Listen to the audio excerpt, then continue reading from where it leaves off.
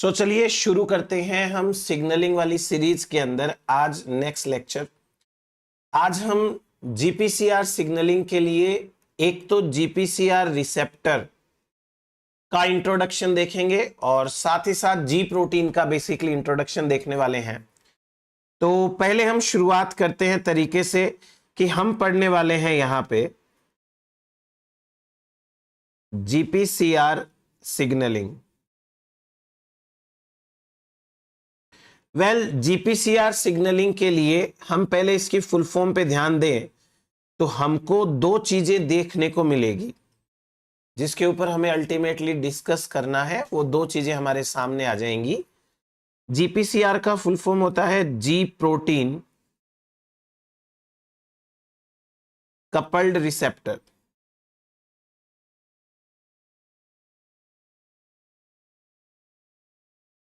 ठीक है, ये हो गया इसका फुल फॉर्म। अब मुझे यहां पर इस पूरे नाम में दो इंपॉर्टेंट चीजें दिख रही हैं। यदि हम उन पे फोकस करें तो शायद अंडरस्टैंडिंग बेटर होगी इस टॉपिक के अंदर। एक तो लिखा हुआ है जी प्रोटीन, तो ये जी प्रोटीन क्या होता है, कितने टाइप के होते हैं, क्या फंक्शनिंग होती है, ये यहां से आ जाएगा। और दूसरा यहां पे लिखा हुआ है रिसेप्टर। ये वाला रिसेप्टर, इसके क्या कैरेक्टर्स होंगे वो चीज यहां पर आ जाएगी। तो चलिए बेसिक्स के साथ स्टार्ट करते हैं। सबसे पहले हम जानेंगे जी प्रोटीन के बारे में इंपॉर्टेंट चीजें। तो आप हेडिंग डाल सकते हैं जी प्रोटीन। बात करें जी प्रोटीन, इसका नाम ऐसा क्यों है, क्या है ये जी प्रोटीन? एक्चुअली एक ऐसा प्रोटीन जो ग्वानिन के साथ में बाइंड हो सकता है। ग्वानिन एक सिंपल न्यूक्लियोटाइड होगा, जैसे एटीपी होता है वैसे ही जीटीपी होगा। यह प्रोटीन ग्वानिन के triphosphate form and diphosphate form यानी जीटीपी एंड जीडीपी दोनों के साथ बाइंड कर सकता है। तो इसके बेसिस पे इसका नाम रखा गया है। और ये नाम कैसे रखा गया, इसे कहते हैं ग्वानिन न्यूक्लियोटाइड बाइंडिंग प्रोटीन।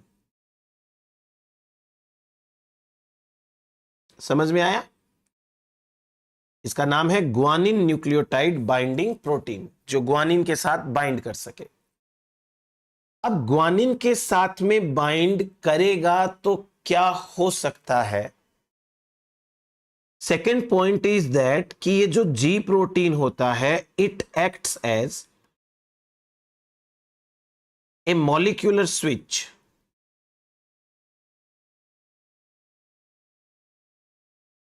अब वापस यहां पर एक टर्म आया मॉलिक्यूलर स्विच। ये मॉलिक्यूलर स्विच क्या होता है? तो मॉलिक्यूलर स्विच आप एक ऐसे समझिए, मॉलिक्यूलर स्विच का मतलब कोई भी ऐसा बायोमोलिक्यूल, कोई भी बायोमोलिक्यूल जो सेल के अंदर अपनी एक्टिव और इनएक्टिव फॉर्म में प्रेजेंट हो सकता है। यानी कुछ कंडीशन में वो एक्टिव फॉर्म में आ जाता है, कुछ कंडीशन में वो वापस इनएक्टिव फॉर्म में चला जाता है, और उसके एक्टिव और इनएक्टिव होने से नेक्स्ट कोई दूसरा कंपोनेंट एक्टिव या इनएक्टिव हो सकता है। तो ऐसे बायोमोलिक्यूल को हम कहेंगे मॉलिक्यूलर स्विच। तो biomolecule that can become active और इनएक्टिव इन ए सेल।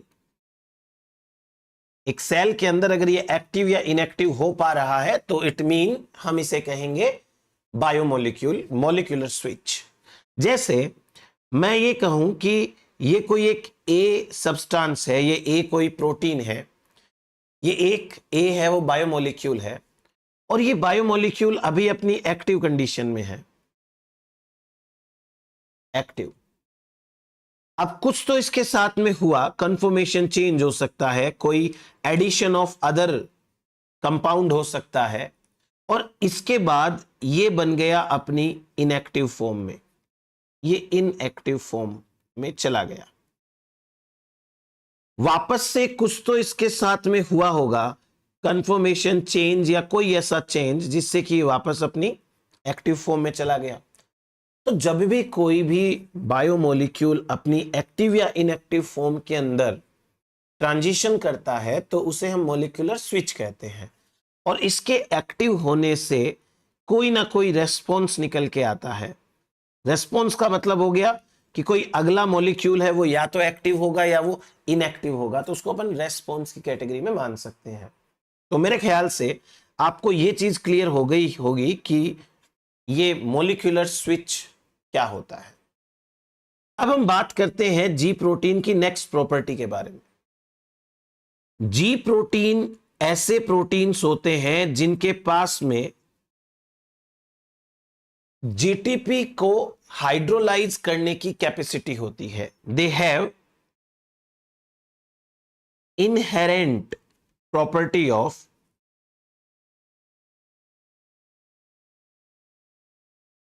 GTP hydrolysis. इनके पास में जीटीपी हाइड्रोलिसिस की इनहेरेंट प्रॉपर्टी होती है, यानी कि ये अपने आप जीटीपी को जीडीपी में कन्वर्ट कर देते हैं। तो ये होते हैं जी प्रोटीन जो जीटीपी को जीडीपी में कन्वर्ट कर सकते हैं, इन्हें कहते हैं जीटीपी एज। तो ये एक टाइप के जीटीपी एज है। They are a type of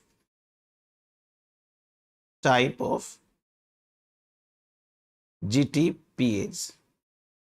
अब हमें यह समझना है कि आखिर ये जीटीपीएज एक्टिविटी कैसे करते होंगे, क्या होता होगा। तो मैं आपको एक सिंपल वे में बताने की कोशिश करता हूं, समझिए। जैसे मान लेते हैं कि ये कोई एक प्रोटीन है और ये प्रोटीन अभी अपनी इनएक्टिव कंडीशन में है। मैं कह देता हूं कि ये है जी प्रोटीन, ये जी प्रोटीन है, ठीक है, जी प्रोटीन। जी प्रोटीन के अंदर एक अमीनो एसिड का सीक्वेंस होता है। यहां पे इस अमीनो एसिड के सीक्वेंस को कहते हैं पी लूप, इसे कहते हैं पी लूप। इस पी लूप का ही दूसरा नाम है जी डोमेन। जी डोमेन। क्या खास बात होती होगी इस जी डोमेन की कि हमने इसको जी डोमेन कहा? एक्चुअली जो पी लूप या जी डोमेन होता है, यह होता है साइट ऑफ जीडीपी और जीटीपी बाइंडिंग। यही लूप जीटीपी या जीडीपी बाइंडिंग साइट की तरह काम करता है, और यह बाइंड होता है with phosphate. Site of GDP और जीडीपी बाइंडिंग विथ फॉस्फेट। तो जीटीपी या जीडीपी के अंदर जो फॉस्फेट है उसके साथ में ये बाइंड होने की कैपेसिटी रखता है। अब कैसे ये रखता है मैं आपको एक बार ऐसे समझा देता हूं। लेट्स सपोज कि ये है एक जी प्रोटीन जो फोल्डेड प्रोटीन है, फंक्शनल प्रोटीन है। तो फंक्शनल प्रोटीन के अंदर यहां पर ये एक लूप जैसी स्ट्रक्चर बन रही है और इस लूप के साथ फॉस्फेट बाइंड होगा। अब मान लेते हैं हम कि अभी यहां पे ट्राइफॉस्फेट कंडीशन में ग्वानिन है, जीटीपी, ग्वानिन ट्राइफॉस्फेट। तो ये हो गया अल्फा, ये हो गया बीटा और ये हो गया gamma. Alpha, beta and gamma phosphate, ठीक है। ये है एक फोल्डेड जी प्रोटीन। अब ये जो जी प्रोटीन है, हमने ये कहा कि इसके खुद के पास में एक इनहेरेंट प्रॉपर्टी होती है जीटीपीएज की। तो ये जी प्रोटीन क्या करेगा, अपने आप ही अपने जीटीपी में से एक फॉस्फेट को हटा देगा, और जब ये फॉस्फेट को हटाएगा तो ये बन जाएगा जीडीपी, ग्वानिन डाइफॉस्फेट। ये बन गया जीडीपी। जब भी ये जी प्रोटीन अपनी फॉस्फेट, ट्राइफॉस्फेट कंडीशन में होता है तब ये होता है एक्टिव, और जब ये अपनी जीडीपी फॉर्म में आ जाता है तब ये हो जाता है इनएक्टिव। तो बस ये चलता रहता है और ये एक्टिव इनएक्टिव होता रहता है। तो जी प्रोटीन के काम करने का जो तरीका है वो ये है, सिंपल सा जी प्रोटीन। अब हम आगे बात करते हैं जी प्रोटीन के टाइप्स की। ब्रॉडली जी प्रोटीन दो टाइप का होता है। पहला जो होता है ये एक सिंगल सब यूनिट का बना होता है, एक सिंगल पॉलीपेप्टाइड चेन होती है, वो फोल्ड हो जाती है, इसे कहते हैं मोनोमेरिक जी प्रोटीन। और क्योंकि ये मोनोमेरिक है, साइज में थोड़ा छोटा होता है, तो इसको कहते हैं स्मॉल जी प्रोटीन। या तो इसे मोनोमेरिक कह देते हैं या इसको हम कह देते हैं स्मॉल जी प्रोटीन। इसके कंपैरिजन में यदि हम बात करें दूसरे वाले जी प्रोटीन की, तो वो होता है तीन सब यूनिट का बना, अल्फा बीटा एंड गामा। और वो तीनों सब यूनिट क्योंकि अल्फा बीटा गामा है, तो इसे हम कहते हैं हेट्रोट्राइमेरिक जी प्रोटीन। ये कहलाता है हेट्रोट्राइमेरिक जी प्रोटीन। सिंस ये थोड़ा साइज में बड़ा होगा तो इसे हम कहेंगे लार्ज जी प्रोटीन, लार्ज जी प्रोटीन। तो चलिए, ये तो हो गई बात हमारे पास में जी प्रोटीन के बारे में कि दो टाइप के होते हैं। अब हम आगे बात करते हैं पहले टाइप के जी प्रोटीन की। और पहला जो जी प्रोटीन है दैट इज स्मॉल और monomeric G protein, monomeric G protein.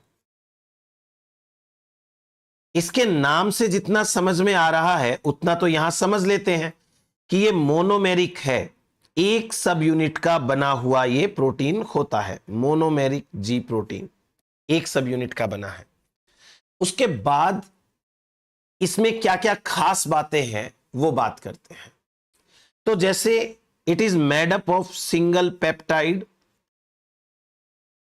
ये सिंगल पेप्टाइड का बना हुआ है, सिंगल पेप्टाइड। इसका जो कैटालिटिक डोमेन है, मेन डोमेन जिसको अपन बोलते हैं, उस कैटालिटिक डोमेन की खास बातें हैं। कैटालिटिक डोमेन के अंदर क्या क्या चीजें पाई जाती हैं वो अपन लिख लेते हैं। 5 इसके अंदर अल्फा हेलिसेज होते हैं, जो कैटालिटिक डोमेन पी डोमेन बताया था ना, वो वाला पी डोमेन उसमें। और 6 होते हैं बीटा स्ट्रैंड, बीटा स्ट्रैंड। इसके अलावा कुछ होते हैं कनेक्टिंग लूप्स, कनेक्टिंग लूप्स भी यहां प्रेजेंट होते हैं। Most important thing is that कि ये वाला जो जी प्रोटीन है, मोनोमेरिक जी प्रोटीन है, ये प्रेजेंट होता है साइटोसोल में, present in cytosol of cell. हम हेट्रोट्राइमेरिक पढ़ेंगे, वो मेम्ब्रेन के अंदर लगा हुआ, मेम्ब्रेन के अंदर फंसा हुआ होता है। ये होता है साइटोसोल के अंदर पड़ा हुआ। तो ये साइटोसोलिक प्रोटीन हो गया। अब ये साइटोसोलिक प्रोटीन जो होता है वो इंडिपेंडेंटली जीटीपीएच की तरह कार्य करता है। इसके पास इंडिपेंडेंट प्रॉपर्टी है, इंडिपेंडेंट जी प्रोटीन। ये एक टाइप का इंडिपेंडेंट जी प्रोटीन होता है। इस मोनोमेरिक जी प्रोटीन के कुछ एग्जाम्पल्स लिखते हैं अपन। कौन कौन से एग्जाम्पल्स हैं मोनोमेरिक जी प्रोटीन के? एक फैमिली आती है जिसका नाम है रास फैमिली। रास का मतलब होता है रेट सार्कोमा वायरस, चूहे के अंदर रेट सार्कोमा वायरस। तो वहां से इसका नाम पड़ा RAS, रास फैमिली। ये जी प्रोटीन की एक फैमिली है, मोनोमेरिक जी प्रोटीन की। अब इस मोनोमेरिक जी प्रोटीन की फैमिली के अंदर जैसे पहला एग्जांपल अपन बात करेंगे तो ये आता है खुद रास, रास रास प्रोटीन। रास प्रोटीन सेल डिवीजन कराने में बहुत इंपॉर्टेंट रोल प्ले करता है। और सेल डिवीजन कराने से पहले ये उन जीन का एक्सप्रेशन कराएगा जो सेल डिवीजन में हेल्पफुल होते हैं। तो हम इसके फंक्शन में लिख लेते हैं कि ये जीन एक्सप्रेशन कराता है। जीन एक्सप्रेशन, जीन एक्सप्रेशन के साथ साथ ये हम सेल प्रोलिफरेशन तो लिख ही रहे हैं, सेल प्रोलिफरेशन, ये भी काम इसी का है। ये सेल को सरवाइव करने में हेल्प करता है, तो ये सर्वाइवल में हेल्प करेगा। और ये सेल को डिफरेंशिएट होने में भी हेल्प करता है, डिफरेंशिएशन में भी हेल्प करेगा। ये हो गया हमारे पास में कुछ इंपॉर्टेंट टाइप का इसका फीचर। रास के बाद हम बात करते हैं दूसरे मोनोमेरिक जी प्रोटीन की, इसे कहते हैं रो। रो जी प्रोटीन है ये भी। बेसिकली रो जी प्रोटीन साइटोस्केलेटन के ऊपर काम करता है, उसको कंट्रोल करता है। अमीबा के अंदर ये स्यूडोपोडिया फॉर्मेशन कराएगा, तो अमीबा में मूवमेंट में हेल्प करता है। माइटोटिक स्पिंडल को भी कंट्रोल करता है। ये तो कुल मिलाकर के इसका काम जो है वो बेसिकली साइटोस्केलेटन एंड मूवमेंट से रिलेटेड होता है। लिख लीजिए, रेगुलेशन ऑफ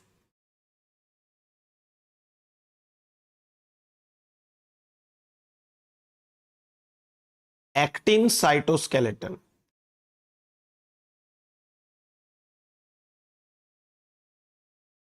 एक्टिन साइटोस्केलेटन का रेगुलेशन। अब साइटोस्केलेटन खुद शेप को कंट्रोल करती है सेल की, तो हम ये लिख सकते हैं कि भाई रो है वो सेल शेप को कंट्रोल कर रहा है। फिर मूवमेंट के अंदर हेल्प करेगा, ये मूवमेंट के अंदर हेल्प करता है। सेल इंटरेक्शन के अंदर हेल्प करता है, cell interaction, cell interaction with extra cellular matrix, with extra cellular matrix. बस ये हो गई हमारे पास इस रो के बारे में जो दो चार इंपॉर्टेंट बातें हैं उतनी। देन इसके बाद में थर्ड हम बात करते हैं रैब प्रोटीन की। रैब एक छोटा सा प्रोटीन है। वेसिकल्स जब कभी बनती है तो उस वेसिकल को सेल के अंदर लाना, सेल की प्लाज्मा मेम्ब्रेन तक लेके जाना, ऐसे टाइप के रोल करता है। यानी एंडोसाइटोसिस, एक्सोसाइटोसिस, ये सेल के अंदर वेसिकल ट्रैफिकिंग पे काम करता है। तो इसके क्या क्या कैरेक्टर्स हैं? वेसिकल ट्रैफिकिंग,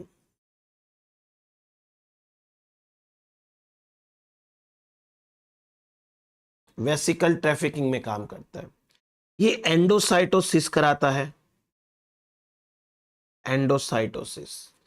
ये सीक्रीशन कराता है, सेल के बाहर कोई चीज छोड़नी हो तो सीक्रीशन, जिसको आप एक्सोसाइटोसिस बेटर बोल सकते हो, समझ में आएगा एक्सोसाइटोसिस से। तो ये काम भी किसका है? इस रैब प्रोटीन का ही होता है। रैब के बाद में एक और इसी के जैसे काम करने वाला है एआरएफ प्रोटीन, एआरएफ प्रोटीन। वही वेसिकल ट्रैफिकिंग के अंदर काम आता है ये भी, वेसिकल ट्रैफिकिंग।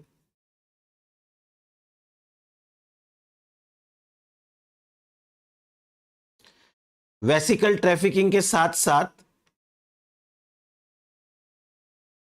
एंडोसाइटोसिस कराता है, एंडोसाइटोसिस के साथ सीक्रीशन कराता है। माइक्रोट्यूब्यूल्स की असेंबली में भी हेल्प करता है ये, माइक्रोट्यूब्यूल असेंबली, इसमें हेल्प करता है। ये रैन प्रोटीन एक और पढ़ते हैं अपन। जब कभी भी कोई भी चीज न्यूक्लियर मेम्ब्रेन के बाहर या अंदर लानी होती है तब ये रैन प्रोटीन काम आता है। रैन अपनी जीटीपी जीडीपी बाउंड कंडीशन में आकर के सेल के साइटोसोल और न्यूक्लियस के अंदर न्यूक्लियोप्लाज्म दोनों के बीच ट्रांसपोर्ट करवाने का काम करता है। तो इसका मेन काम होता है nuclear cytoplasm transport, nuclear cytoplasm transport, ये काम करेगा न्यूक्लियर साइटोप्लाज्म ट्रांसपोर्ट का। और माइटोटिक स्पिंडल्स के ऊपर काम भी होता है इसका। इसके साथ एक और प्रोटीन पढ़ते हैं अपन मोनोमेरिक जी प्रोटीन में, इलोंगेशन फैक्टर टीयू। जब आप प्रोटीन सिंथेसिस पढ़ेंगे तो प्रोटीन सिंथेसिस यानी कि ट्रांसलेशन, प्रोटीन सिंथेसिस के अंदर टीयूटीएस एक छोटी साइकिल चलती है। टीयूटीएस की जो साइकिल है इसमें अमाइनो एसिड को लाया जाता है, अमाइनो एसिड को चार्ज करवाने में हेल्प की जाती है एंड फाइनली अमीनो एसिड जुड़ते चले जाते हैं, तो वहां पर ये काम आता है। जीटीपी के साथ बाइंड होता है, कभी जीडीपी के साथ बाइंड होता है। ये हो गए हमारे पास में मोनोमेरिक जी प्रोटीन, उसके एग्जाम्पल्स। और monomeric G protein single polypeptide chain का बना हुआ होता है और ये सेल के साइटोसोल के अंदर फ्रीली प्रेजेंट रहता है। इतना इसका रोल हम देखेंगे। अब हम बात करते हैं दूसरे नंबर पे हेट्रोट्राइमेरिक जी प्रोटीन की। हेट्रोट्राइमेरिक जी प्रोटीन। ये जो हेट्रोट्राइमेरिक जी प्रोटीन है, एक तो नाम से समझ में आ रहा है कि ये हेट्रो यानी 3 अलग अलग सब यूनिट का मिलके बना होता है। तो इस प्रोटीन की क्या खास बात है, ये मेजर है, इसको लार्ज जी प्रोटीन भी कहते हैं अपन, क्योंकि ये उससे बड़ा होगा स्मॉल से। अब हम बात करते हैं इसकी कुछ प्रॉपर्टी की। पहली बात, मेड अप ऑफ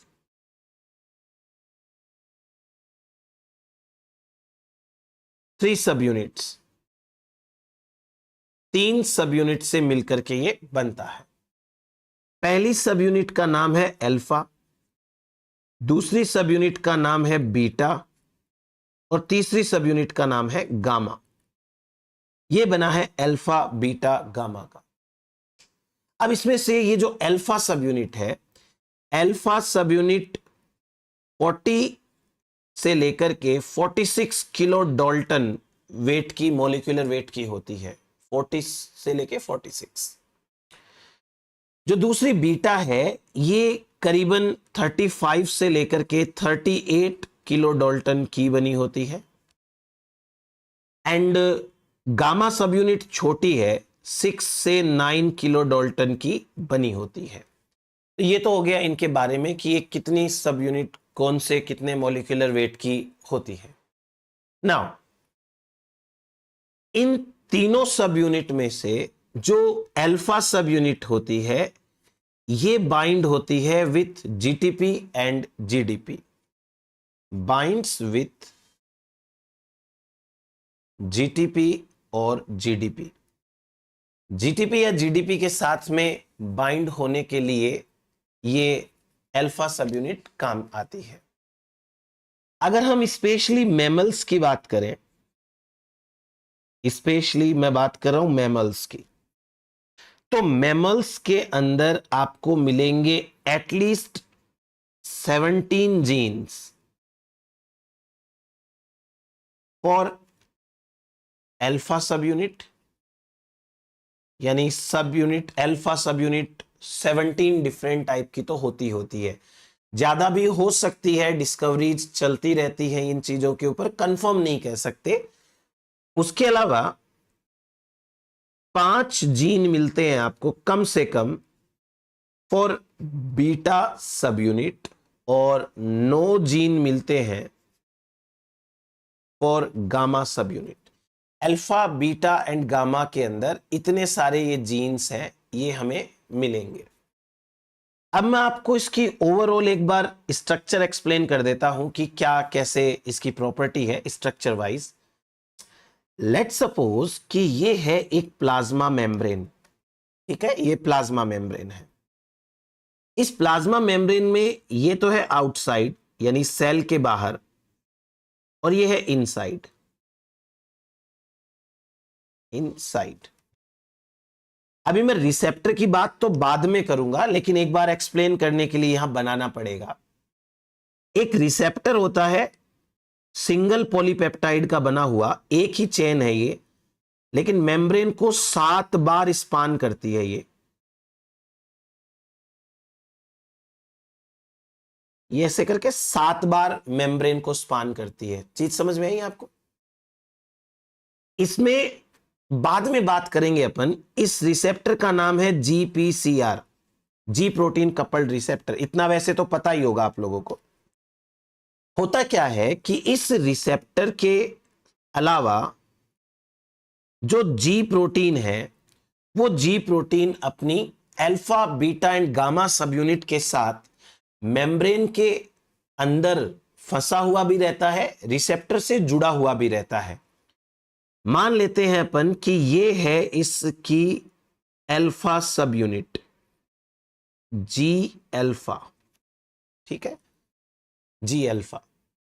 और जी अल्फा के साथ ये है इसकी बीटा गामा सब यूनिट। और मैं अभी खास बात जो बताने वाला हूं वो ध्यान से सुनिएगा। ये तो है इसकी गामा सब यूनिट, और गामा सब यूनिट के साथ में एसोसिएटेड होती है बीटा सब यूनिट। ये है बीटा सब यूनिट। तो ऑल एंड ऑल हमारे पास में यहां पर 3 सब यूनिट आ गई है, राइट।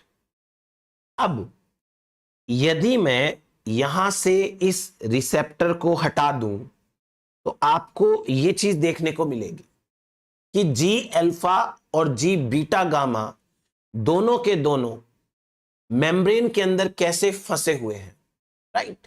अभी रिसेप्टर का काम हो गया, तो एक बार रिसेप्टर हटाते हैं। अब मैं आपको यह बताऊं कि इसमें से जो जी अल्फा सब यूनिट होती है, ये जी अल्फा सब यूनिट प्रीनाइल एंकर के साथ में बाइंड होती है मेम्ब्रेन के अंदर। प्रीनाइल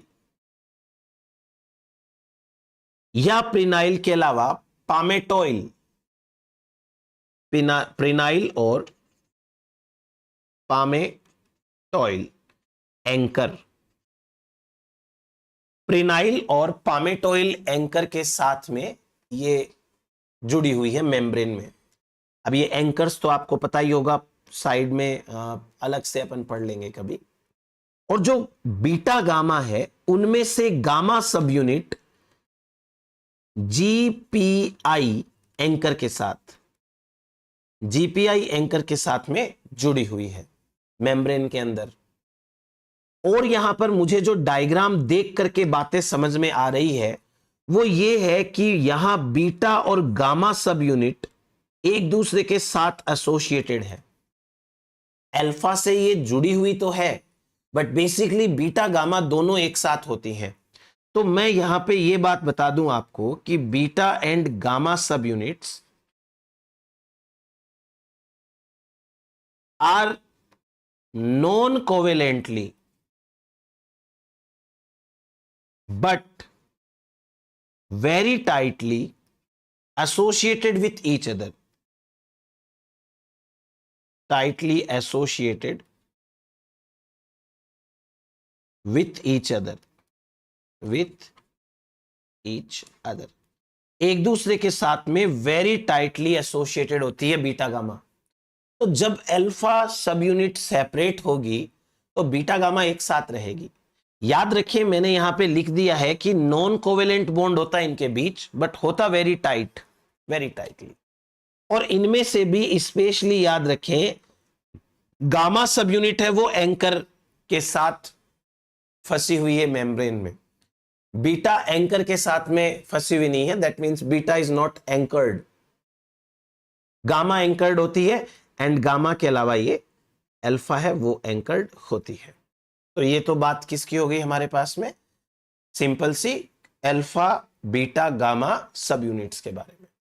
अब अपन आते हैं इस ट्राइमेरिक प्रोटीन की अल्फा सब यूनिट के ऊपर, G alpha subunit. G alpha subunit इतने ज्यादा रोल परफॉर्म करती है जिसकी कोई गिनती नहीं है। मतलब कि बहुत ज्यादा टाइप की सिग्नलिंग कंट्रोल करती है जी अल्फा सब यूनिट। इसके बेसिस पे जी अल्फा के बारे में हम यहां बहुत सारी चीजें लिखने वाले हैं। एक टेबल सी बनने वाली है आपके लिए, जिसमें हम पहले एक कॉलम बनाएंगे, उसमें लिखेंगे जी प्रोटीन फैमिली, जी प्रोटीन की फैमिली। इसका अर्थ यह हुआ कि अल्फा सब यूनिट के बेसिस पे उस पूरे ट्राइमेरिक जी प्रोटीन का नाम रखा जाता है। On the basis of alpha subunit the G protein, heterotrimeric G protein is given a name. फिर उसके बाद हमें दूसरा यह देखना है कि उसमें अल्फा सब यूनिट कौन सी है, अल्फा सब यूनिट है वो कौन सी है। उसके बाद हमको यह देखना है कि उसका सिग्नल क्या आएगा, सिग्नल उसका क्या रहेगा। और फाइनली हमको यह बात करनी है कि वो कौन से रिसेप्टर के साथ जुड़ी हुई है, क्योंकि यहां रिसेप्टर भी तो मैटर करेगा। और लास्ट में आ जाएगा उसका कोई फंक्शन, जो इसका इफेक्ट या फंक्शन हम बोल सकते हैं वो। तो एक बढ़िया सी एक टेबल बनेगी। इसी कड़ी के अंदर सबसे पहले हम बात करते हैं GI फैमिली की। प्रोटीन का नाम है GI, G protein, GI family. I का मतलब होता है इनहिबिटरी, इनहिबिटरी। इसका मतलब कुछ ना कुछ तो ये इनहिबिट करने का ही काम करने वाले हैं। इसमें हम पहला पढ़ेंगे GI, या जिसे कहते हैं GO। और ये GI या GO प्रोटीन है, इसमें अल्फा सब यूनिट का नाम है अल्फा I या अल्फा O। हम एक बार अल्फा की बात कर रहे हैं। ये क्या सिग्नल देगी? जब कोई लाइगेंड अपने रिसेप्टर से आके बाइंड करेगा, तो अगर ये रिसेप्टर GI वाला रिसेप्टर हुआ तो ये इनहिबिट करेगा एडिनाइलेट साइक्लेज को, इनहिबिट एडिनाइलेट साइक्लेज, एडिनाइलेट साइक्लेज को इनहिबिट करेगा। ये ओपन करता है पोटेशियम आयन चैनल, लेकिन पोटेशियम आयन चैनल को ओपन करेगा वाया बीटा गामा कॉम्प्लेक्स। इसका बीटा गामा कॉम्प्लेक्स डीएसोशिएट हो जाएगा और वो ओपन करेगा कैल्शियम आयन चैनल्स को। ये इनहिबिट करता है या क्लोज करवाता है calcium ion channel, close calcium ion channel. ये तो हो गया इसके सिग्नल के बारे में। फिर कौन से रिसेप्टर के साथ मिलके ये काम करते हैं? ये काम करते हैं muscarinic receptor, muscarinic M2 and M4 receptor. ये रिसेप्टर का नाम है भाई, इनके आगे रिसेप्टर लगा लीजिएगा। ये दूसरा रिसेप्टर है एड्रेनो रिसेप्टर, एड्रेनो रिसेप्टर, इसके साथ काम करता है। ये काम करता है हिस्टामिन, H3H4 रिसेप्टर का नाम है। ये काम करता है डोपामाइन D2 लाइक रिसेप्टर। ठीक है, रिसेप्टर का नाम तो ये है, और उससे जो जी प्रोटीन जुड़ा होगा वो GI होगा। इसके क्या क्या फंक्शंस हैं? सेल के अंदर ये पहला फंक्शन परफॉर्म करेगी स्मूथ सेल के कॉन्ट्रैक्शन का, smooth muscle, sorry smooth cell नहीं, smooth muscle contraction, smooth muscle contraction. Neural activity को डिप्रेस करती है, depress neuronal activity, neuronal activity को डिप्रेस करती है। इंटरल्यूकिन सिक्रेशन कराती है, interleukin secretion by human leucocyte.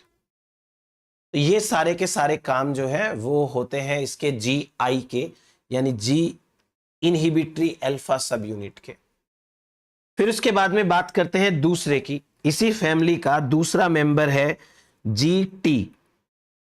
GT, इसकी जो अल्फा सब यूनिट है उसका नाम है अल्फा टी।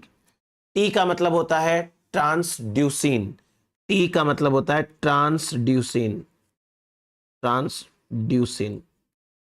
अब ये क्या करता है, जब रिसेप्टर के ऊपर लाइगेंड बाइंड हो और रिसेप्टर के साथ GT वाली अल्फा सब यूनिट हो, तो ये एक्टिवेशन कराती है।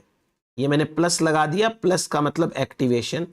एक्टिवेशन ऑफ फॉस्फोडाइएस्ट्रेज 6, फॉस्फोडाइएस्ट्रेज 6, इसका एक्टिवेशन कराएगी। इसके रिसेप्टर का नाम है रोडोप्सिन।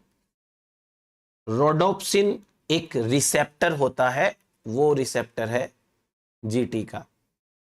देन इसका काम क्या है, ये विजन कंट्रोल करती है, विजन देखने की क्षमता को कंट्रोल करती है। जब हम सेपरेट सिग्नलिंग पढ़ेंगे तब मैं आपको इनके बारे में डिटेल में एक एक करके बता दूंगा। अभी खाली अपन एक इंट्रोडक्टरी पार्ट देख रहे हैं। फिर जी इनहिबिटरी की ही एक और सब यूनिट है जी अल्फा की, जिसे कहते हैं जी गस्ट। गस्ट ड्यूसिन इसका नाम है। इसकी अल्फा सब यूनिट का नाम है अल्फा गस्ट। गस्ट मतलब गस्ट ड्यूसिन। गस्ट ड्यूसिन, ये गस्ट ड्यूसिन क्या करेगी, ये भी एक्टिवेशन कराती है फॉस्फोडाइएस्ट्रेज 6 का।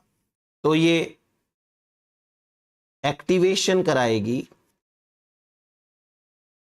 फॉस्फोडाइएस्ट्रेज 6 का। इसका जो रिसेप्टर है वो रिसेप्टर है टेस्ट रिसेप्टर।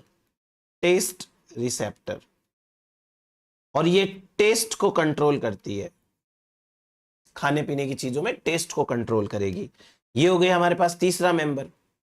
फिर उसके बाद में एक और मेंबर है जिसका नाम है GZ।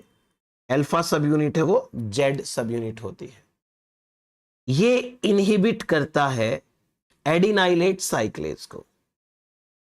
एडिनाइलेट साइक्लेज, तो जैसे GI या GO इनहिबिट कर रहा था, ऑलमोस्ट सेम टू सेम है एडिनाइलेट साइक्लेज को।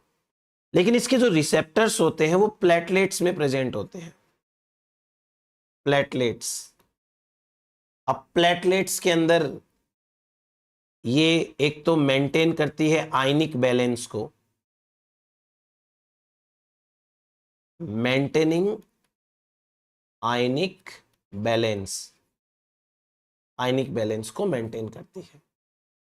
फिर इतनी यूनिट्स हैं, वो तो देखो आ गई किसकी, इस GI फैमिली की, इनहिबिटरी फैमिली वाली। 4 है, GI या GO बोल दीजिए, GT, G गस्ट, GZ। ये हो गया हमारे पास में इनहिबिटरी वालों का काम कंप्लीट। अब जो नेक्स्ट फैमिली है वो है GS फैमिली। GS फैमिली, और जो GS फैमिली है वो है stimulatory family. S for stimulatory. इसका जो पहला मेंबर है उस G प्रोटीन का नाम है GS प्रोटीन। इसकी जो अल्फा सब यूनिट होगी उसका नाम होगा अल्फा S सब यूनिट। S फॉर स्टिमुलेटरी, ये अल्फा S हो गया। फिर ये करती क्या है, ये एक्टिवेशन कराती है, एक्टिवेशन ऑफ एडिनाइलेट साइक्लेज। उल्टा काम करेगी उससे, एडिनाइलेट साइक्लेज, इसका एक्टिवेशन कराएगी एडिनाइलेट साइक्लेज। इसके जो रिसेप्टर्स हैं उन रिसेप्टर की कोई अंत नहीं है, भरमार है। जैसे एक है beta Adreno, beta Adreno receptor. एक है serotonin 5HT4 receptor. Dopamine D1 like receptor, वहां D2 लाइक रिसेप्टर था, ध्यान रखना D1 लाइक रिसेप्टर है ये, D1 लाइक रिसेप्टर। इसके अलावा histamine H2 receptor, vasopressin V2 receptor.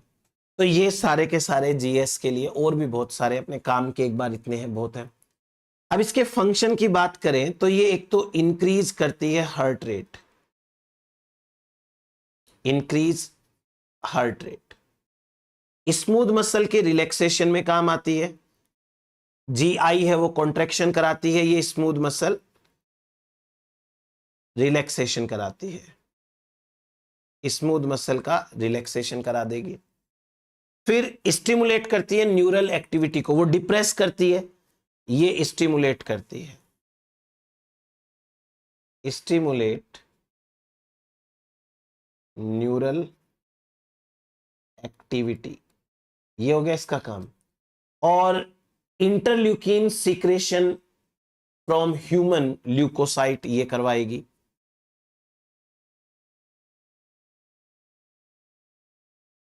Interleukin secretion, ठीक है, ये हो गया इसका। फिर आती है दूसरी फैमिली के दूसरे प्रोटीन का नाम, दूसरा है जी ओल्फैक्टरी, OLF, GOLF। इसकी जो सब यूनिट है उस सब यूनिट का नाम है alpha OLF, olfactory, alpha olfactory सब यूनिट। ओल्फैक्टरी यानी स्मेल, कुछ रिलेटेड, नाक से रिलेटेड है ये। ओल्फैक्टरी के अंदर ये काम क्या करती है, एडिनाइलेट साइक्लेज को एक्टिवेट करने का, एडिनाइलेट साइक्लेज एक्टिवेट करती है इसको। एडिनाइलेट साइक्लेज एक्टिवेट होगा तो, और इसके रिसेप्टर का नाम क्या है, रिसेप्टर का नाम है olfactory receptor, olfactory receptor, olfactory receptor. और ये क्या कंट्रोल करती है, स्मेल को ये कंट्रोल करने का काम करती है। तो इसका तो सिंपल है इतना। फिर उसके बाद हम बात करते हैं तीसरे मेंबर की। इसका जो तीसरा मेंबर है उसका नाम है GQ। GQ में बहुत ज्यादा वेराइटीज है, जैसे एक अल्फा सब यूनिट है GQ, एक अल्फा है G11, एक है अल्फा 14, अल्फा 15, अल्फा 16, ऐसे करके बहुत सारी अल्फा सब यूनिट है इस फैमिली के अंदर। इसके अंदर ये GQ फैमिली अलग से ही है भाई, GQ फैमिली, GQ फैमिली, इसमें इतने सारे अल्फा सब यूनिट है। ये एक्टिवेशन कराते हैं फोस्फोलाइपेज C का, एक्टिवेट फोस्फोलाइपेज C, इसका एक्टिवेशन। इनके रिसेप्टर के नाम देखो, alpha 1 Adreno receptor, Adreno receptor, alpha 1 Adreno receptor. और मस्क्यूरिनिक रिसेप्टर भी है, मस्केरिनिक, M1, M3 एंड M5, ये रिसेप्टर भी है। Histamine H1, histamine H1 receptor भी है। वैसोप्रेसिन V1, वैसोप्रेसिन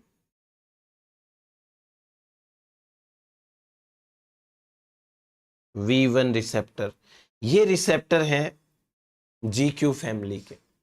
और ये करेंगे क्या, स्मूथ मसल कॉन्ट्रैक्शन कराती है ये, स्मूथ मसल कॉन्ट्रैक्शन। ये कैल्शियम आयन के फ्लक्स को भी कंट्रोल करती है, calcium ion in and out, इसको भी कंट्रोल करती है, लिख लें आप आराम से, ठीक है। ये हो गया हमारे पास में जी अल्फा की एक फैमिली जिसका नाम है GQ फैमिली। अभी अपन लास्ट बात करते हैं फैमिली के अंदर, बाद में आगे GPCR की बात करेंगे, रिसेप्टर की बात करेंगे। ये है G1213 family.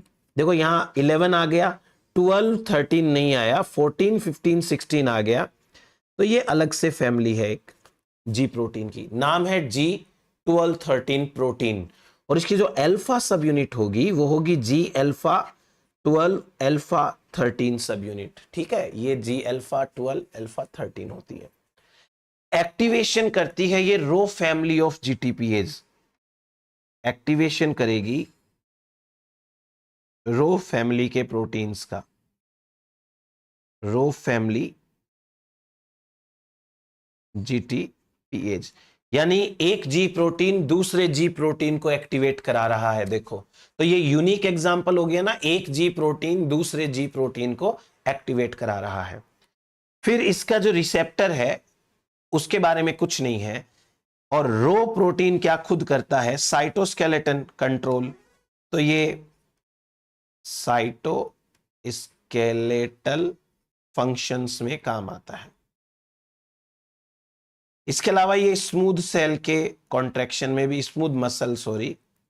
Smooth muscle contraction में भी काम आता है। ये हो गया इसके बारे में। तो अब मैंने आपको ओवरऑल जी हेट्रोट्राइमेरिक जो जी प्रोटीन है, उस हेट्रोट्राइमेरिक जी प्रोटीन के बारे में क्या बताया, एक बार हल्का सा रिवाइज करा देता हूं कि एक तो ये 3 सब यूनिट का बनता है, अल्फा बीटा गामा। अल्फा का मोलिकुलर वेट, बीटा का मोलिकुलर वेट और गामा का मोलिकुलर वेट आपके सामने है। फिर अगर हम मैमल्स की बात करें स्पेशली, तो अल्फा सब यूनिट के लिए 17 जीन है, बीटा के लिए 5 जीन है और गामा के लिए 9 अलग से जीन होते हैं। हमने रिसेप्टर के साथ में इसको देखा था, फिर मैंने रिसेप्टर हटा लिया तो हमको यह दिखाई पड़ता है कि जी अल्फा है वो प्रिनाइल या फिर पामेटोइल एंकर के साथ में जुड़ी होती है मेम्ब्रेन के अंदर। बीटा गामा दोनों एक साथ होती है, जीपीआई एंकर के साथ गामा सब यूनिट जुड़ती है, ना कि बीटा सब यूनिट। और इसके साथ बीटा गामा सब यूनिट नॉन कोवेलेंटली लेकिन वेरी टाइटली बाउंड होती है विथ ईच अदर। फिर इनमें जी प्रोटीन में जी अल्फा जो होता है वो सबसे ज्यादा इंपॉर्टेंट है। वैसे अल्फा सब यूनिट के बहुत सारे टाइप होते हैं, तो उनको फैमिली में डिवाइड कर रखा है। जो किसी को इनएक्टिवेट करे वो जी इनहिबिटरी फैमिली के प्रोटीन होंगे, और जी इनहिबिटरी फैमिली के प्रोटीन के अंदर जी आई या जी ओ अल्फा सब यूनिट वाले होते हैं, T alpha, gust alpha, Z alpha वाले होते हैं, और स्टिमुलेटरी फैमिली में एस अल्फा, ऑल्फैक्टरी अल्फा वाले होते हैं। एक ये फैमिली है जी क्यू फैमिली, क्यू में अल्फा क्यू, अल्फा 11, 14, 15, 16 वाले होते हैं, और एक 12, 13 में 12 एंड 13 अल्फा वाले। इनके रिसेप्टर्स और इनके जो फंक्शंस हैं उनके मैंने आपको नाम लिख के दिए। तो ये बात हो गई हमारे पास में जी प्रोटीन के इंट्रोडक्शन की। अब हम बात करते हैं जीपीसीआर के स्ट्रक्चर की। जीपीसीआर इंट्रोडक्शन, उसकी स्ट्रक्चर की। एक चीज मैं आपको यह बता दूं कि जो जीपीसीआर है वो सिंगल पेप्टाइड है, सिंगल पेप्टाइड। और ये जो सिंगल पेप्टाइड है, ये सिंगल पेप्टाइड 7 टाइम मेम्ब्रेन को स्पान करता है। स्पान द मेम्ब्रेन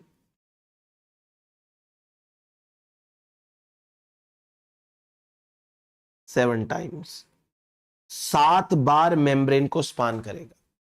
और 7 बार मेम्ब्रेन को स्पान करेगा, इसलिए इसका नाम देखो क्या क्या नाम दे रखे हैं।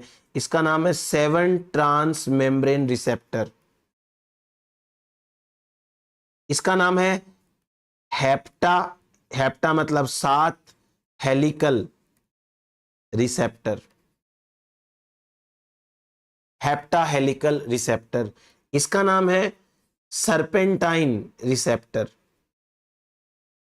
सरपेंटाइन रिसेप्टर, ये भी इसी का नाम है, सरपेंटाइन रिसेप्टर। इसका नाम है G protein linked receptor, GPLR receptor, ऐसे इसके नाम है, जी प्रोटीन लिंक्ड रिसेप्टर।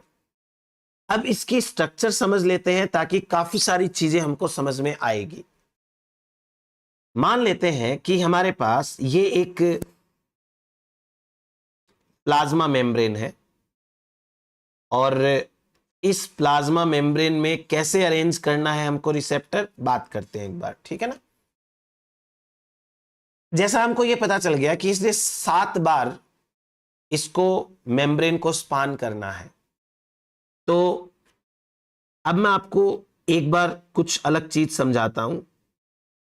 जैसे ये है इसका एक हेलिक्स, पहला हेलिक्स इसका, इसने मेम्ब्रेन को स्पान किया, ये हेलिक्स है। ये हो गया दूसरा हेलिक्स, हेलिक्स नंबर 2। ये हो गया तीसरा हेलिक्स इसका,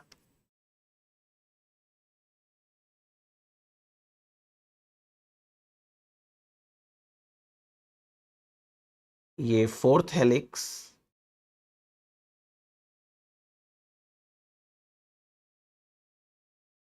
ये फिफ्थ वाला हेलिक्स,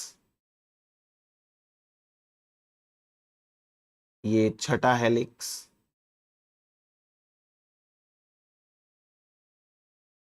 और ये सेवेंथ हेलिक्स। 7 हेलिक्स हो गए।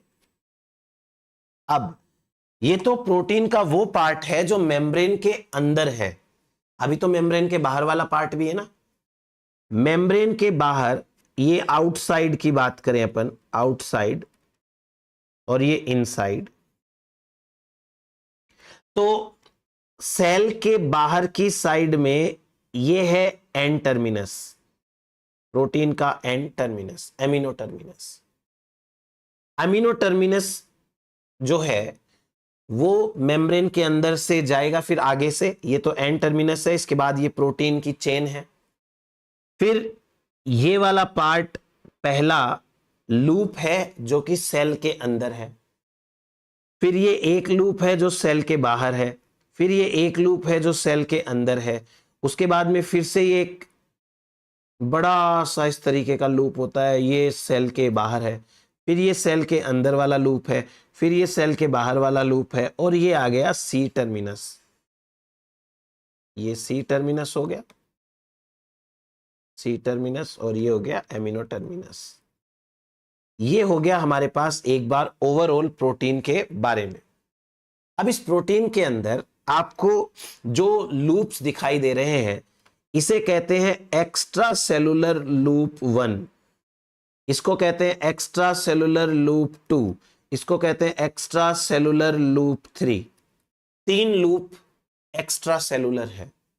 इसी प्रकार इसे कहते हैं intra cellular loop 1, intra cellular loop 2, इसे कहते हैं इंट्रा सेलुलर लूप 3। ये 3 लूप है इंट्रा सेलुलर सॉरी। फिर इसके बाद में ये है ट्रांस मेम्ब्रेन लूप 1, ये है transmembrane loop 2, transmembrane loop 3, transmembrane loop या हेलिक्स बोल दो, transmembrane 5, transmembrane helix 6, और ट्रांस मेम्ब्रेन हेलिक्स 7। ये हो गया 7। अब मैं आपको कुछ काम की चीज बताने वाला हूं, ध्यान से सुनिएगा। First of all, loop number 3 का इतना हिस्सा, लूप नंबर 5 का इतना हिस्सा, लूप नंबर 6 का इतना हिस्सा, और लूप नंबर 7 का इतना हिस्सा। ठीक है, जो जो मैंने पिंक कलर से हाईलाइट किए हैं वो हिस्से होते हैं ligand binding domain, ligand binding domain, binding domain. यानी कि लाइगेंड कहां आके बाइंड करेगा, आपको समझ में आया। लाइगेंड लूप नंबर 3 के ऊपरी हिस्से पर, 5, 6, 7 के ऊपरी हिस्से पर। फिर इसके बाद loop number, transmembrane loop number 3 का निचला हिस्सा, साथ ही साथ इंट्रासेलुलर लूप, ये पूरा का पूरा। लूप नंबर 5 इसका लगभग आधा हिस्सा। Loop number 3, intracellular loop number 3, loop number 6 का आधा हिस्सा और लूप नंबर ये ट्रांस मेम्ब्रेन हेलिक्स 7 का आधा हिस्सा, नीचे से थोड़ा सा हिस्सा, नॉट आधा हिस्सा, थोड़ा सा हिस्सा। ये जो मैंने ग्रीन कलर से यहां पर हाईलाइट किया है, ये सारा का सारा पार्ट बाइंड करता है जी अल्फा के साथ में, यानी कि जी प्रोटीन की जो अल्फा सब यूनिट है वो बाइंड करती है यहां पर, तो ये बाइंडिंग डोमेन हो गया, जी अल्फा यहां बाइंड करेगी। अब जी बीटा को और बाइंड करवाना है, उसको भी बाइंड करवा देते हैं। जी बीटा को बाइंड करने के लिए इस पार्ट में जो सेल के अंदर की साइड में है, यहां पर कुछ अमाइनो एसिड्स होते हैं, तो जो मैंने येलो से हाईलाइट किया है ये बाइंड करता है G beta gamma subunit binding site, G beta gamma subunit binding site. तो ये हुआ हमारे पास में इस पूरे रिसेप्टर के बारे में कि कहां पर क्या क्या चीजें कहां बाइंड करती है। ठीक है, अब इसके साथ थोड़े से करेक्टर्स हैं जो मैं आपको यहां पे लिखवा देता हूं, एक बार आप लिखें। जैसे कि अगर हम बात करें जीपीसीआर की, तो जीपीसीआर मोस्ट वाइड रिसेप्टर है इन यूकैरियोट्स। यूकैरियोट्स में मोस्ट वाइड रिसेप्टर कौन है? जीपीसीआर है, सबसे ज्यादा ये कंट्रोल करता है सिग्नलिंग को। ये मोस्ट डाइवर्स भी है, डाइवर्स 850 से ज्यादा टाइप के जीन इस रिसेप्टर के होते हैं। फिर इसके लिए सिग्नल कौन कौन हो सकता है? तो सिग्नल की बात करें तो देखो सिग्नल की कमी नहीं है। कोई हार्मोन है, नेफ्रिन एपिनेफ्रिन टाइप के, वो सिग्नल है। इंसुलिन के लिए भी ये रिसेप्टर की तरह काम करता है। ये पेप्टाइड्स, बहुत सारी पेप्टाइड्स के लिए रिसेप्टर होता है। ये लाइट एनर्जी के लिए भी रिसेप्टर है। जो ट्रांसड्यूसिन, वो रोडोप्सिन है ना, उसकी बात हो रही है। लाइट एनर्जी वो भी इसके लिए रिसेप्टर का काम करती है। ये कई सारे सुगर्स के लिए रिसेप्टर है। ये कई सारे प्रोटीन्स, पेप्टाइड लिख दिया। लिपिड के लिए ये रिसेप्टर है, लिपिड मॉलिक्यूल्स बाइंड करते हैं। हार्मोन यहां पर बाइंड करते हैं। तो बहुत ज्यादा यहां पर वैरायटी पाई जाती है रिसेप्टर्स की। सिंगल मेम्ब्रेन, ये सिंगल पॉलीपेप्टाइड का है, 7 टाइम ये मेम्ब्रेन को स्पान करता है। ये बात अपन ने कर ली। अब हम बात करते हैं फंक्शनिंग की।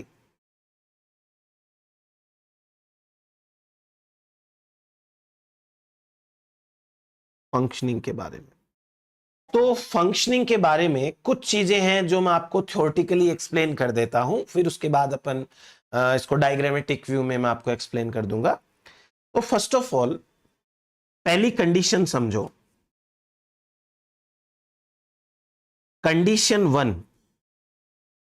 और कंडीशन 1 क्या कहती है? कंडीशन 1 कहती है कि कोई लाइगेंड नहीं है, नो लाइगेंड, नो लाइगेंड। जब लाइगेंड नहीं है तो हम ये कहेंगे कि रिसेप्टर इनएक्टिव है, रिसेप्टर इनएक्टिव। ये रिसेप्टर इनएक्टिव है, रिसेप्टर इनएक्टिव है। साथ ही साथ जो जी अल्फा होता है, इस तरीके से जो जी अल्फा था, इस जी अल्फा के साथ जी डी पी बाइंड था। जी डी पी बाइंड है तो ये खुद भी इनएक्टिव है, इनएक्टिव। और इसके साथ में बीटा एंड गामा भी जुड़े हुए होते हैं। जब लाइगेंड नहीं होता है उस समय रिसेप्टर इनएक्टिव होता है, जी अल्फा के साथ जीडीपी बाउंड होती है और बीटा गामा भी जी अल्फा के साथ में जुड़े हुए होते हैं। और इसके साथ साथ receptor and G alpha beta gamma are attached, ये सब भी अटैच्ड होते हैं। हम जब डायग्राम बनाएंगे अभी थोड़ी देर में, तो डायग्राम से आपको सब समझ में आ जाएगा। अभी के लिए आप थ्योरेटिकली समझो कि जी अल्फा बीटा गामा और रिसेप्टर आपस में जुड़े हुए होते हैं। क्लियर हो गया ये इतनी बात? अब हम कंडीशन 2 की बात करते हैं।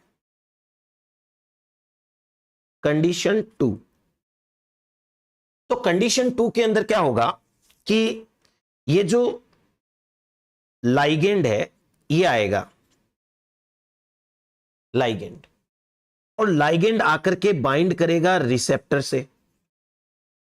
रिसेप्टर, जैसे ही लाइगेंड रिसेप्टर के साथ बाइंड करता है, रिसेप्टर में कन्फर्मेशनल चेंजेस आते हैं। रिसेप्टर में कन्फर्मेशनल चेंजेस आते हैं और यहां पर रिसेप्टर गेन करता है एक एक्टिविटी को। रिसेप्टर गेन्स, रिसेप्टर है वो एक एक्टिविटी होती है, गेन करता है, जिसका नाम है guanine nucleotide exchange factor, exchange activity, exchange factor, यानी कि GEF, guanine nucleotide exchange factor activity. अलग से कोई नहीं है, रिसेप्टर खुद GEF की तरह काम करता है। रिसेप्टर बिकम्स GEF, यानी कि रिसेप्टर, जो रिसेप्टर है वो रिसेप्टर बन जाता है ग्वानिन न्यूक्लियोटाइड एक्सचेंज फैक्टर। अब जैसे ग्वानिन न्यूक्लियोटाइड एक्सचेंज फैक्टर का एक्टिविटी आया इसमें, ये एक्टिविटी आने से क्या करता है, एलोस्टेरिक चेंज आते हैं। एलोस्टेरिक चेंज, एलोस्टेरिक चेंज आने से जो GDP होगी वो रिप्लेस हो जाती है, रिप्लेस्ड टू GTP।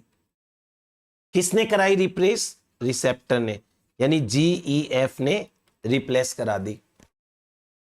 GTP जैसे ही बाइंड होगी, GTP बाइंड होते ही G alpha along with GTP becomes active, becomes active। ये एक्टिव हो गया। ये जैसे ही एक्टिव होगा ये सेपरेट हो जाएगा। G अल्फा अलग चला गया अपना GTP के साथ, और जो बीटा गामा सब यूनिट है वो अलग हो गई। ऐसे सेपरेट हो जाती हैं दोनों। अब सेपरेट होकर के दोनों अपना अपना काम करेगी। जैसे कि ये ओपन करती है कैल्शियम आयन चैनल, अब ये सभी में नहीं ओपन करेगी, उसके लिए हिस्टामिन का रिसेप्टर होना चाहिए।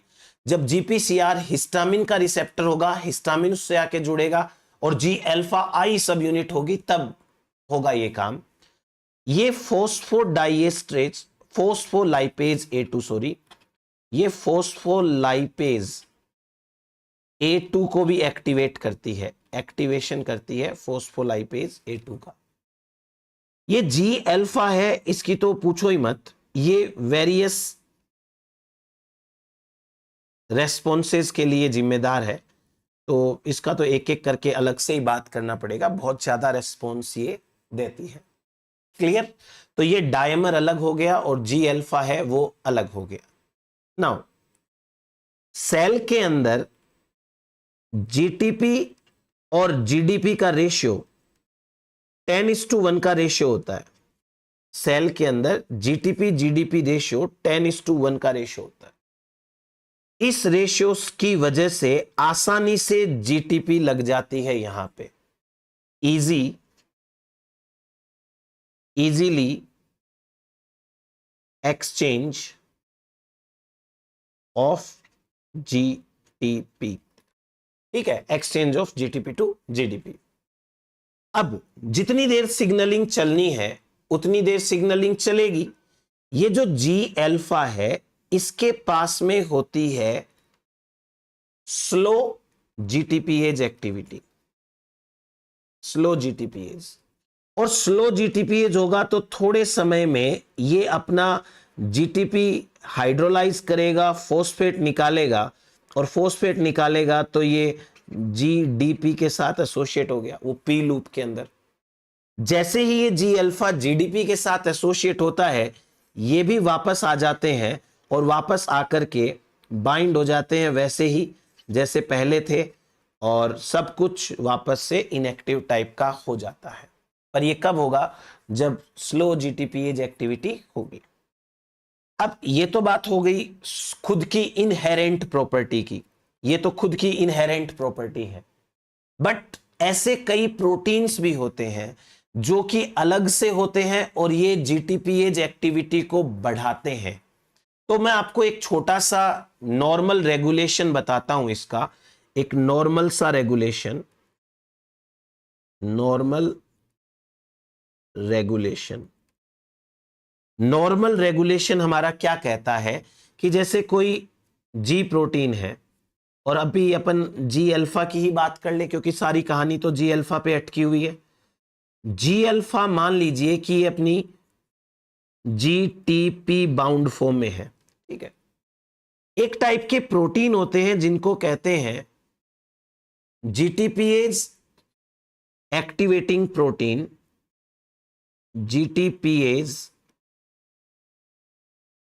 एक्टिवेटिंग प्रोटीन्स, इन्हें कहते हैं जीएपी।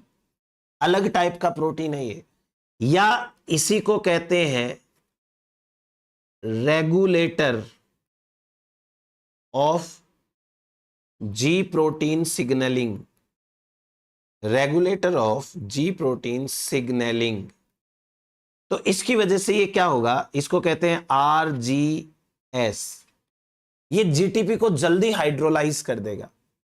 अगर ये खुद की जीटीपीएज एक्टिविटी करेगा तब तो भाई थोड़ा सा टाइम लगा लेगा, और अगर ये इसकी हेल्प लेगा तो ये जल्दी से फॉस्फेट निकाल देगा, और फॉस्फेट निकलते ही यहां पे ये जी अल्फा के साथ जीडीपी बाइंड हो जाएगा, ठीक है। अब जीडीपी बाइंड हो गया तो इजीली क्या होगा कि जो एक्सचेंज फैक्टर है, जी ग्वानिन न्यूक्लियोटाइड एक्सचेंज फैक्टर, वो काम कर पाएगा। Guanine nucleotide exchange factor GEF अभी बताया था, ये काम करेगा। तो ये क्या करेगा, जीडीपी को तो हटवा देगा, जो यह जीडीपी है ये तो हट जाएगी, और इसके जगह पे जीटीपी लग जाएगी। ये हो गया एक टाइप का सिंपल रेगुलेशन, ठीक है। अब बात करते हैं एक बार फंक्शनिंग की इसकी, कि कैसे इसकी फंक्शनिंग हम रिप्रेजेंट करेंगे। लेट्स सपोज कि हमारे पास ये है एक मेम्ब्रेन, और इस मेम्ब्रेन में आने वाले सारे टाइप के चेंजेस अभी अपन एक साथ लिख बना लेते हैं, फिर अपन एक एक करके समझ लेंगे। First of all serpentine receptor है 1 2 3 4 5 6 7, ठीक है। ये सर्पेंटाइन रिसेप्टर के साथ यहां पर जी अल्फा बाइंड होता है, मैं अल्फा ही लिख लेता हूं, और अल्फा के साथ यहां बीटा एंड ये गामा बाइंड होता है, ऐसे करके। क्लियर? अभी क्या है कि इसके पास में लाइगेंड आया नहीं है, और ये अपनी जीडीपी के साथ में बाइंड होता है। मैंने आपको बताया था there is a 10:1 ratio of GTP and GDP, ठीक है। अब दूसरे कंडीशन के अंदर क्या होगा, अच्छा इसको अपन बोल सकते हैं रेस्टिंग रिसेप्टर। ये रेस्ट कर रहा है रिसेप्टर, अभी रेस्टिंग रिसेप्टर है। अब क्या होता है कि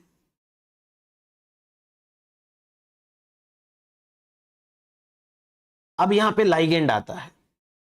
जैसे ही लाइगेंड आएगा, लाइगेंड अपनी जगह पे जाकर के बाइंड करेगा, एल स्टैंड्स फॉर लाइगेंड।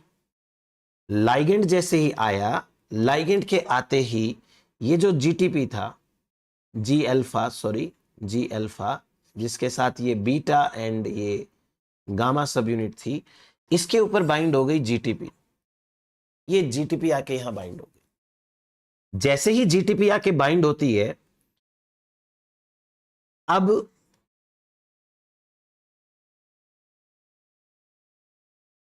अब यहां पर ये अल्फा सब यूनिट है वो सेपरेट हो जाती है, जी अल्फा, और जो बीटा गामा है वो भी सेपरेट हो जाती हैं, बीटा एंड गामा भी सेपरेट हो जाती हैं। ये बीटा गामा सेपरेट हो गई। बीटा गामा अपनी सिग्नलिंग देगी, ये अपनी सिग्नलिंग देगा, ये अपना रेस्पॉन्स देगी और ये अपना रेस्पॉन्स देगा। ये तो बात हो गई अपने अपने रेस्पॉन्स की, ठीक है। और ये अभी जी टीपी बाउंड फॉर्म में है। लेकिन जैसे ही कोई ना कोई एटीपीएज का एक्शन होगा, सॉरी जीटीपीएज का एक्शन होगा, नॉट एटीपीएज, जीटीपीएज का एक्शन होगा, तो जीटीपीएज के एक्शन से फॉस्फेट तो हट जानी है और ये रिसेप्टर वापस से अपनी रेस्टिंग फेज में आएगा, जी अल्फा यहां पर आके बाइंड हो जाएगी, ये बीटा और ये गामा यहां पे बाइंड हो जाएगी। ये चलता रहेगा, ये यहां पर जो है वो चलता रहेगा। और लाइगेंड भी अब यहां से हट चुका होगा, ये लाइगेंड हट गया, लाइगेंड आता है तो ये कंडीशन हो जाती है, नहीं आता है तो ये फ्री रहता है। ये एक नॉर्मल टाइप की फंक्शनिंग होती है जी प्रोटीन के बारे में। होपफुली आपको समझ में आई होगी। और अब हम बात करते हैं जीपीसीआर के क्लासिफिकेशन की। जीपीसीआर क्लासिफिकेशन,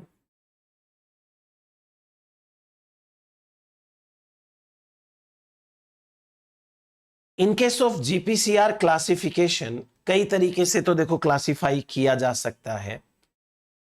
यहां पर मैंने बताया आपको कि 850 के आसपास जीन्स होते हैं। एक रफ आइडिया दे रखा है, एग्जैक्ट नंबर नहीं पता, बट एटलीस्ट 831 जीन्स होते हैं, एटलीस्ट 831 जीन्स इन ह्यूमन। और जीपीसीआर उस रिसेप्टर के लिए इतने सारे प्रोटीन्स होते हैं। क्लासिफिकेशन के अंदर एक सिस्टम है जिसे कहते हैं एएफ सिस्टम। एएफ सिस्टम के अकॉर्डिंग यहां पे 6 क्लासेज होती हैं। इन्हें कहा है class A, class B, class C, D, E, F, ये क्लासेस हैं। इनको आप चाहो तो class 1, class 2, class 3, class 4, class 5, class 6 बोल सकते हो, आपकी मर्जी है। क्लास 1 के अंदर आते हैं रोडोप्सिन वाले, रोडोप्सिन। क्लास 2 के अंदर आता है सीक्रेटिन रिसेप्टर, सीक्रेटिन रिसेप्टर। 3 में आते हैं मेटाबोट्रोपिक, मेटाबोट्रोपिक, ग्लूटामेट या फेरोमोन, फेरोमोन, ये रिसेप्टर आते हैं। 4 के अंदर आते हैं fungal mating pheromone receptor, fungal mating pheromone receptor. 5 में आते हैं cyclic AMP receptor, cyclic AMP receptor, ये 5 में आते हैं। और 6 के अंदर आते हैं फ्रिजल्ड,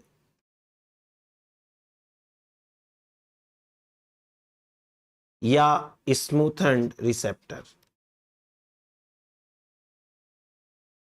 फ्रिजल्ड या स्मूथन्ड रिसेप्टर, ये आते हैं। तो ये हो गया हमारे पास में एक एएफ सिस्टम जो दे रखा है वो। अभी जो रिसेंटली एक नया सिस्टम है, more recent system, more recent system, ये मोर रिसेंट सिस्टम का नाम है graph, GRAFS system. GRAFS system क्या कहता है कि जो ये जी प्रोटीन रिसेप्टर होते हैं, कपल्ड रिसेप्टर, GPCR रिसेप्टर, ये GPCR रिसेप्टर में जी का है ग्लूटामेट,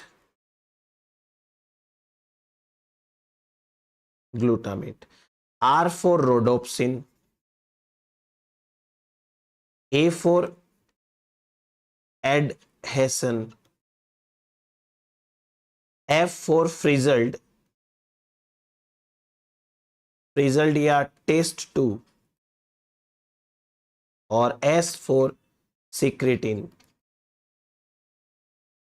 ये है वर्टिब्रेट्स के अंदर, ठीक है ना, ये वर्टिब्रेट रिसेप्टर्स है, वर्टिब्रेट रिसेप्टर्स। ये हो गया हमारे पास में मोर रिसेंट क्लासिफिकेशन। अब मैं आपको एक्सप्लेन कर देता हूं इसकी रेगुलेशन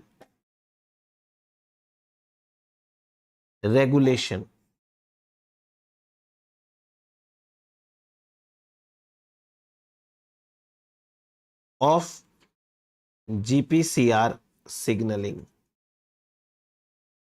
चलिए देखते हैं, बात करते हैं क्या रेगुलेशन में आएगा। एक टॉक्सिन है, उस टॉक्सिन का नाम है कोलेरा टॉक्सिन। नाम सुना होगा, cholera toxin. Cholera toxin, cholera toxin नहीं है तो फिर एक और चीज चलेगी, और वो है heat labile enterotoxin. Enterotoxin of E coli. ये चीज है, एक बार इसको समझिए। अब जैसे मान लीजिए कि कोई जी प्रोटीन है और उसका जी अल्फा सब यूनिट अपनी जीटीपी बाउंड स्टेट में है, इसके साथ जीटीपी बाउंड स्टेट में है, ठीक है। तो जब ये अपनी जीटीपी बाउंड स्टेट के अंदर होता है तो ये कोलेरा टॉक्सिन या हीट लेबाइल एंटेरोटॉक्सिन क्या करती है, और ये बात हो रही है जी अल्फा एस जो स्टिमुलेटरी सब यूनिट है ना उसकी, ये इसके ऊपर एडीपी राइबोसाइलेशन करती हैं। एडीपी राइबोसाइलेशन कौन करती है? कोलेरा टॉक्सिन या हीट लेबाइल एंटेरोटॉक्सिन। एडीपी राइबोसाइलेशन का मतलब कि यहां पर एक NAD आएगा, ठीक है, निकोटिनेमाइड डाइन्यूक्लियोटाइड, NAD। और NAD का जो ADP है वो इस G अल्फा S सब यूनिट के ऊपर जोड़ दिया जाएगा। GTP तो इसके ऊपर पहले से ही प्रेजेंट था, अब इसके ऊपर एक ADP और जुड़ गया। G अल्फा S जो अपनी एक्टिव कंडीशन के अंदर है वो उसके साथ में जुड़ चुका है अभी ADP। ADP जोड़ने का काम किसने किया? कोलेरा टॉक्सिन या फिर एंटेरोटॉक्सिन ने। इससे होगा क्या वो समझते हैं। जब ये G अल्फा S सब यूनिट के साथ ATP जुड़ी हुई है तो आप तो यही कहोगे कि भाई ये एक्टिव कंडीशन में है अपनी, और जब ये एक्टिव कंडीशन में है तो ये लॉक हो जाती है, लॉक्ड इन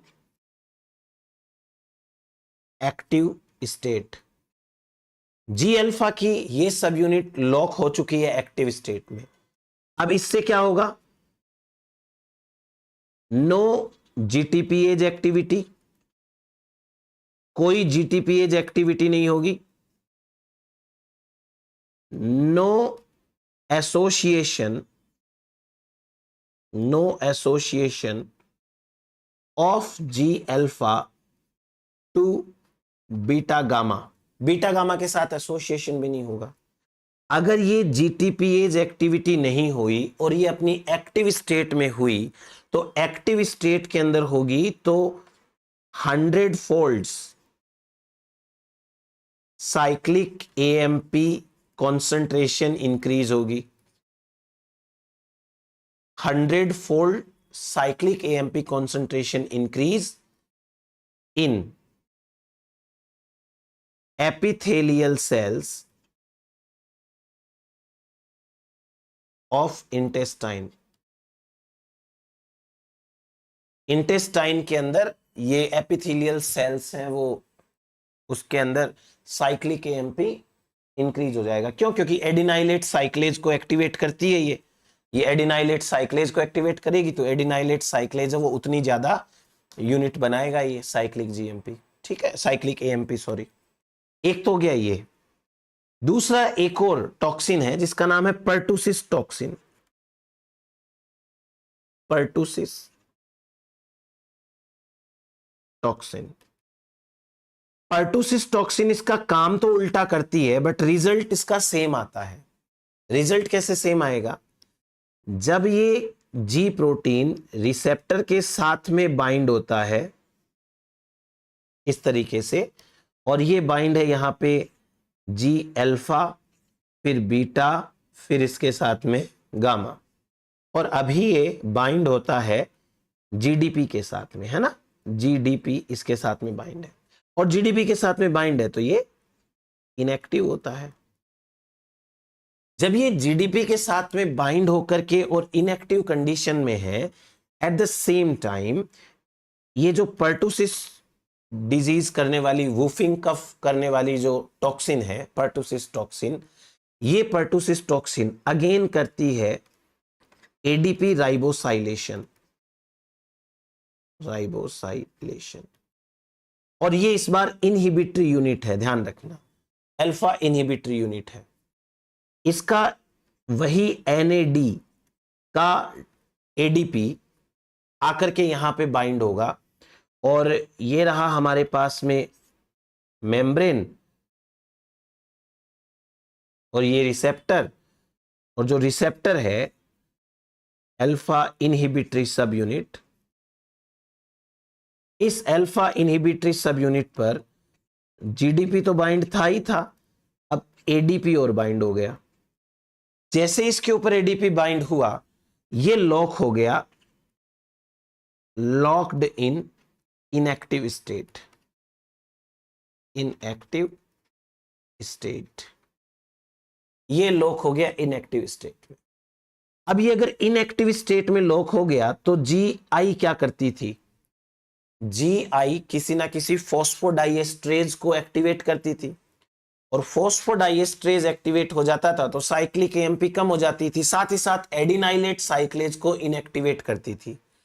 अब क्योंकि ये खुद इनएक्टिवेट है तो वापस से साइक्लिक एएमपी लेवल बढ़ जाता है, साइक्लिक एएमपी लेवल इंक्रीज हो जाता है। इसकी वजह से एक डिजीज होती है जिसका नाम है वूफिंग कफ।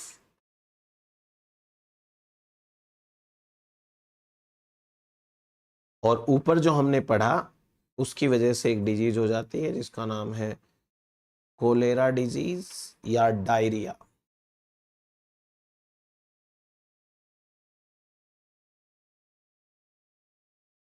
ठीक है, तो ये हो गया हमारे पास में जी प्रोटीन के बारे में इंट्रोडक्शन। अभी अपन एक अल्फा सब यूनिट की सिग्नलिंग पढ़ेंगे जो इंपॉर्टेंट अपने सीएसआईआर या गेट के पर्पज से।